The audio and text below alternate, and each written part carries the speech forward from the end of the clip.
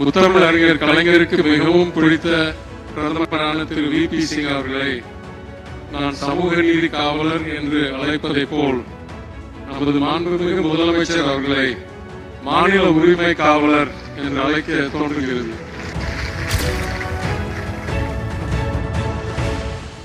இன்றைக்கு நாட்டையே சர்வாதிகார இருள் சூழ்ந்துள்ளது. மாநில உரிமைகளை பறிக்கும் நடவடிக்கைகளை ஒன்றிய அரசு தொடர்ந்து மேற்கொண்டு வரும் இந்த காலகட்டத்தில் அதனை எதிர்த்து போராடி பல வெற்றிகளை குவித்து நாட்டிற்கே முன்னுதாரணமாக திகழ்கிறார் நமது மாண்புமிகு முதலமைச்சர் அவர்கள்.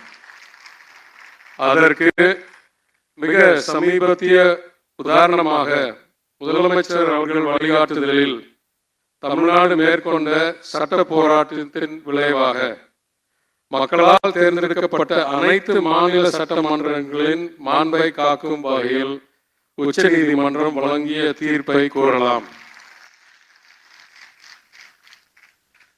அவர் மேற்கொண்டு வரும் இத்தகைய முயற்சிகளை பார்க்கும்போது முத்தமிழ் அறிஞர் கலைஞருக்கு மிகவும் பிடித்த பிரதமரான திரு வி.பி. சிங் அவர்களை நான் சமூக நீதி காவலர் என்று அழைப்பதை போல் நமது மாண்புமிகு முதலமைச்சர் அவர்களை மாநில உரிமை காவலர் என்று அழைக்க தோன்றுகிறது.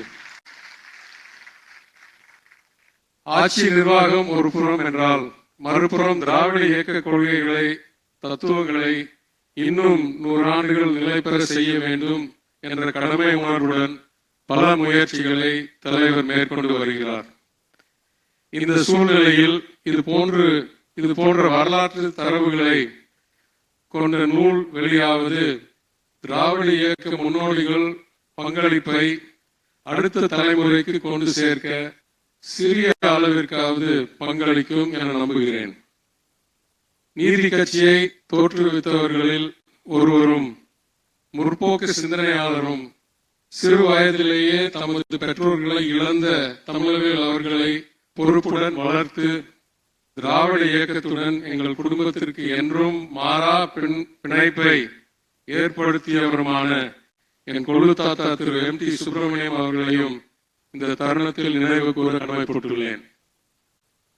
அத்தோடு நாடே போற்றும் உன்னத தலைவரின் திருக்கரங்களால் தமிழவேல் அவர்களின் வரலாற்றை பறைசாற்றும் இந்த மலரை வெளியிடுவதன் மூலம் ஒரு வழித்தோன்றலாக என் முன்னோர்களின் நினைவை போற்றும் பண்பாட்டு கடமையை இயன்றவரை நிறைவேற்றியுள்ளேன் என்ற உள்ளார்ந்த மகிழ்ச்சியையும் அடைகிறேன்.